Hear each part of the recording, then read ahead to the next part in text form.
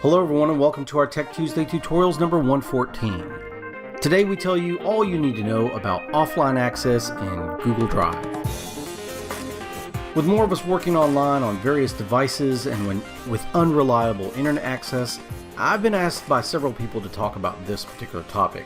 While Google Drive works best when connected to the internet, you can still use it offline for reading and editing files even when you're not connected to the internet. Let's start with a PC and we're going to move on to Chromebooks and mobile. First thing you need to know is that if you use a PC or Mac, whether it's a desktop or a laptop, you can install either Drive Sync or Backup and Sync. You can get these by clicking on the gear icon in the top right and choosing Get Drive for desktop. You'll then be able to choose whether you want to use FileStream and learn a little bit more about that, or you can go over here and click on Backup and Sync Files with Google Drive to get the Backup and Sync version of this. The basic function of these apps are to synchronize access to regular traditional files on your computer. And what I mean by this are files like PDFs, Office documents, zip files, JPGs, videos, any kind of traditional files you normally have on a thumb drive. Both Drive and Sync apps will give you offline access to those traditional file types, but you still need internet access to Google Drive files like docs, sheets, forms, and so on. And if you're using FileStream, the one that they kind of recommend for G Suite, not all of your files are synchronized. You'll see little checks for the ones that are synchronized and little cloud ones for the ones that are still in the cloud. So it can get a little bit confusing as to which files you actually have access to and which ones you don't. However, note that you do not generally have access to the Google Drive files. Those require internet access unless you make some changes in your Google Drive. So I cover those two apps in more details in Tech Tuesday number 70, which I will link in the description. So to further solidify your offline access, you may want to make some changes in your Google Drive settings on the web. Now, because we're stepping into the web-based settings, we're now talking about desktop, laptops, and Chromebooks. You go to drive.google.com, you click on the little gear icon up here, and you go to Settings. Once you get here, check the box that says Offline to create, open, and edit your recent Google Docs, Sheets, and Slide files on this device while you're offline. When you first click this, it's going to say you're going to need a certain Chrome extension by Google in order for this to work. Be sure to install that. Go ahead and click that. It's trusted. It's by google.com. It's needed for this function. Click Add to Chrome. Give it a moment. You'll get notification and they'll let you know that this has now been installed. So we come over here back to Google Drive, we click again, and this time it'll work, and then we hit done. So it takes it a moment to set up offline access, and basically what it's doing is it's taking all the files that you use regularly, that you've used recently, and synchronizing them to a cache folder on your computer. You don't really see this cache folder, it's just kind of hidden, and if you clear your cache, you will delete all these files and you'll have to resync them again. But basically what will happen is if you lose internet access, you'll still be able to edit those files at drive.google.com. You can open up your browser, still go there, and make changes. And this is particularly important with those Chromebooks we're talking about. To preview this, you now have a little check mark up here at the top right that says Ready for Offline. When you click on that, you'll have an option to do an offline preview. And when you click on that, you'll see which files are available to you offline and which ones are grayed out. So right now, because I haven't really opened some of these recently or whatever, or still setting up sync, it's going to have some of them grayed out and some of them not.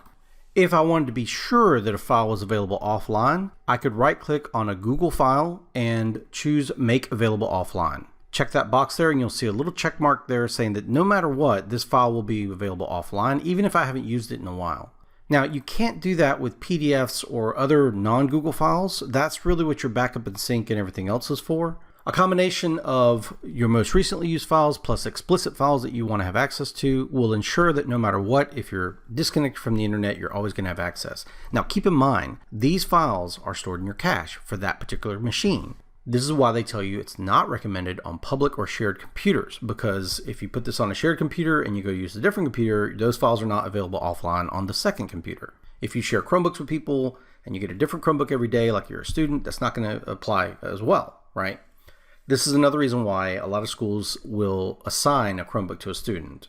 There may be some problems associated with this, and if you get these problems, I'm going to link this support document in the description. But one thing you need to know is you need to be using a Chrome browser, Google Chrome browser, not any other browser. You might have offline sync disabled by your administrator.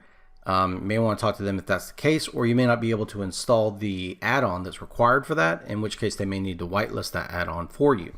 Okay, so let's take a look at mobile. So on a mobile device, it's a little bit more streamlined, but it's also a bit more explicit. You're not going to have the last 30, 40 files that you've opened available offline to you like you would on a PC or laptop. But you are able to go in at any time and flag files to be available offline no matter what. So if I go in demo training files and let's go to PDFs here, I could say I want these math standards to be available offline at all times. In which case, I just simply pull down the little menu next to it or long press it and then choose Make Available Offline. And that file will be made available offline no matter what, and you'll see it's got a little check mark. On a mobile device, you can also come to your main menu, your 3 lines or your pancakes over there, and choose Offline. And it's going to show you all the files that have been explicitly made available offline by you. You can pull down the menu on each of them and choose Do Not Make Available Offline anymore to kind of get rid of that and clear out a little bit of storage for your mobile device.